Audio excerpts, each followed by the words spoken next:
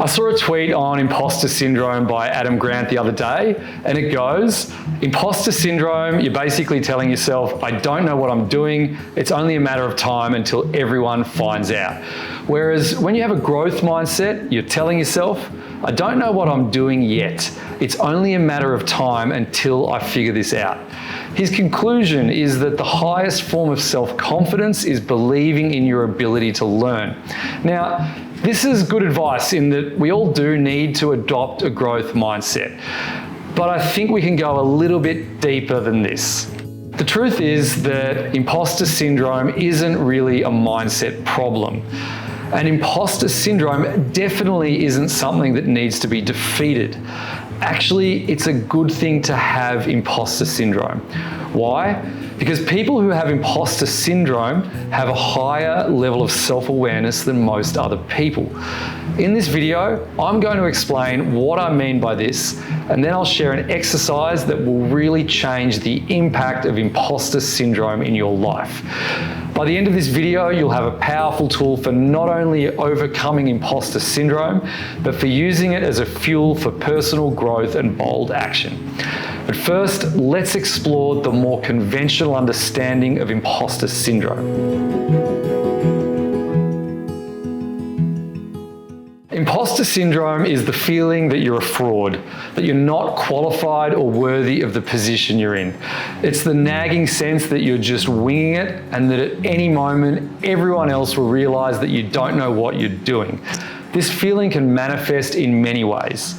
You might find yourself constantly downplaying your achievements, attributing your successes to luck or timing rather than your own skills and hard work. You might feel you need to work twice as hard as everyone else just to keep up, or that you're always just one mistake away from being exposed as a phony. You may think you're alone in feeling the imposter syndrome, but some of the most successful people have experienced it. Michelle Obama, the former First Lady of the United States, said, I still have a little bit of imposter syndrome. It doesn't go away. That feeling that you shouldn't take me that seriously. What do I know? I share that with you because we all have doubts in our abilities, about our power and what that power is. Tom Hanks, the award-winning actor, said, no matter what we've done, there comes a point where you think, how did I get here? When are they going to discover that I am in fact a fraud and take everything away from me? And Sheryl Sandberg, the COO of Facebook, said, there are still days when I wake up feeling like a fraud, not sure where I should be or where I am. These quotes from high-profile individuals underscore just how common imposter syndrome is.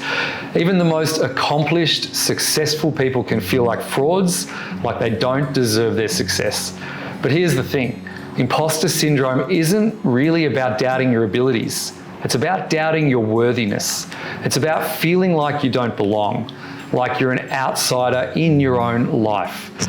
And this feeling, I believe, stems from a fundamental disconnect between who we are and who we think we should be. From a young age, we're bombarded with messages about what success looks like.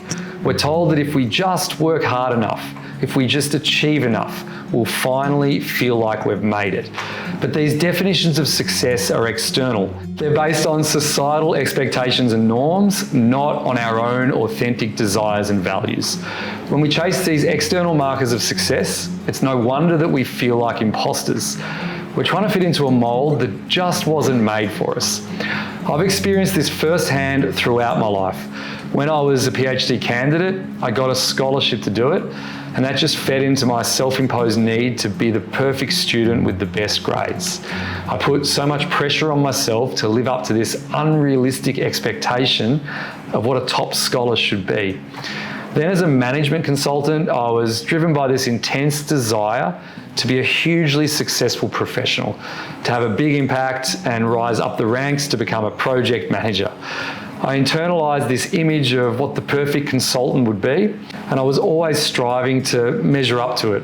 The same thing happened when I started my business, IdeaPod. We raised funding, and suddenly I felt this need to be one of those uber successful entrepreneurs, the kind you read about in Forbes. I'd absorbed this societal image of what a thriving startup founder should look like, and I always felt like I was falling short. Even today, from an external perspective, it probably looks like I've made it somewhat. I'm running a Singapore business, Brown Brothers Media. I've got a big team around the world. IdeaPod's still going and growing. The Vessel is a boutique online platform offering cutting-edge tools for self-knowledge. On paper, it looks like I'm successful, like I've got my shit together. But the reality is, I still feel like an imposter. I still have this nagging fear that it's all gonna come tumbling down, that I need to be better, to do more. And this morning, while I was having a coffee, it suddenly hit me. My whole life, I've felt like an imposter. And you know what? I probably always will feel like an imposter. The feeling of being an imposter just isn't going to go away. Then I reflected on it and I had a really big realization. There's actually nothing wrong with this feeling of being an imposter. The problem most approaches to the imposter syndrome take is that they encourage us to fight against this feeling, as though we need to change our mindset about it. But what if our mindset is actually correct for feeling like an imposter? What if the feeling of an imposter is actually the thing that makes you a healthy individual? That's the key thing that I want to share with you, the key thing that I realized today. When we try to fight imposter syndrome, we're essentially telling ourselves that there's something wrong with us for feeling this way. We're reinforcing the idea that we need to be perfect, that we need to fit into some external mold of success in order to be worthy.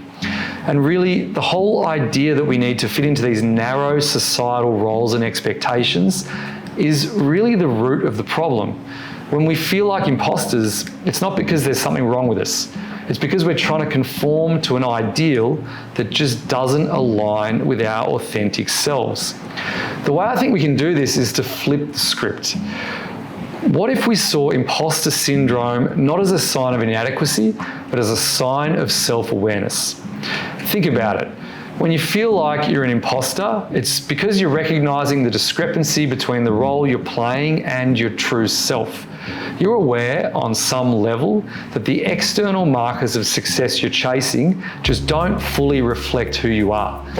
And that awareness is incredibly valuable. It's a sign that you haven't lost touch with your authenticity, that you haven't bought into the game so completely that you've forgotten that it's a game. In fact, I would argue that people who never feel like imposters are the ones we should be concerned about. If you can seamlessly fit into these narrow societal expectations without any sense of dissonance, it might be a sign that you've actually lost touch with your true authentic self. So imposter syndrome is not a weakness to be overcome. It's a strength to be cultivated. It's a reminder to stay true to ourselves, to question the scripts we've been handed, and to define success on our own terms. When we stop trying to fight imposter syndrome and start embracing it, we open up to a world of possibilities. We give ourselves permission to be authentic, to take risks, to pursue our passions, even if they don't fit into conventional notions of success. We start to see that the real fraud isn't in feeling like an imposter, but in pretending to be someone that we're not. We learn to trust our own instincts and values, even if they don't always align with what society tells us we should want. This shift in perspective has been transformative for me.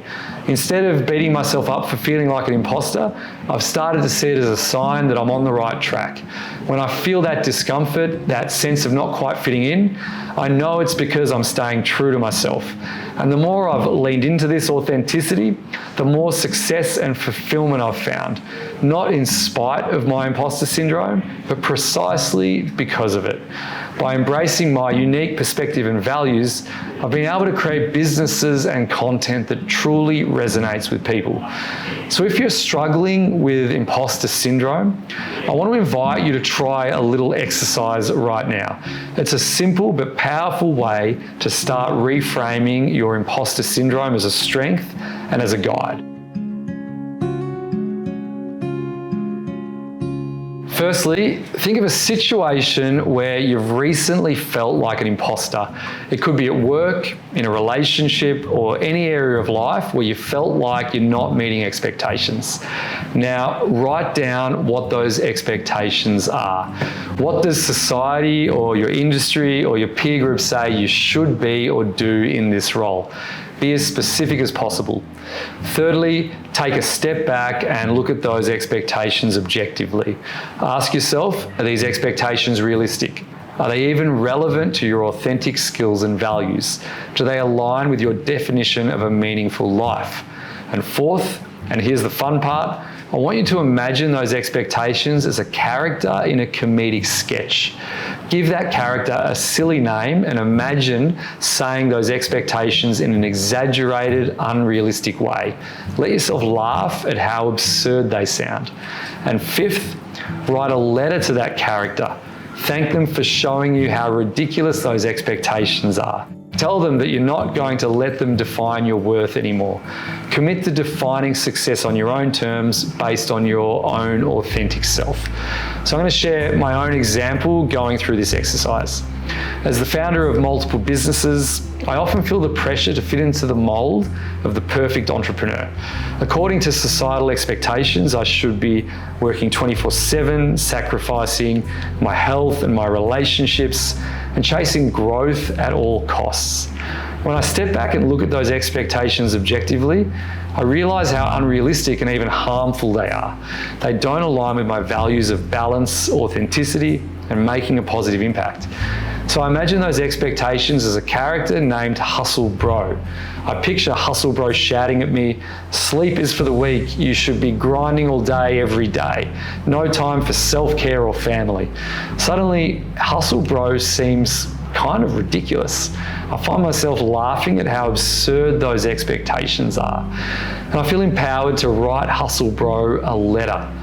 Dear Hustle Bro, thank you for showing me how unrealistic society's expectations of entrepreneurs really are. I now see that I don't have to sacrifice my well-being or my values to be successful. I'm going to define success on my own terms based on what matters most to me. I may not fit your mold, but I'm okay with that.